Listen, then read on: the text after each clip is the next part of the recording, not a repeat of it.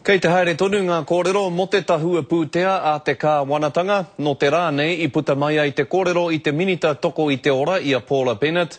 Tata ki te whā te kaumawha miliona tāra ka tohaina atu, hei āwhina atu I ngā tamariki e raruraru ana I ngā whiu o te ao. Nā ki te tūpono takaratau ki te he, te ka āwhina tia rātau, e te tari toko I te ora o tira ngā tamariki hoki kei reira e noho iho ana I tēnei wā. Neke atu I te whāmano whārau ngā tamariki kua tangohia ake I o rātau kāinga nā ngā mahi tūkino I roto I o rātau whānau. We do it because they have been seriously damaged and hurt by adults. Yeah?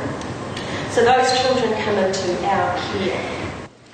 Hei tā, te minita e tika ana kia manaaki hia e nei tamariki I te mea ko rātau pea. Ngā tamariki ka taka ki te hea a tōna wā, me te aha I etahi wā, tērā te whare here here, te pūkana mai rā ki a rātau.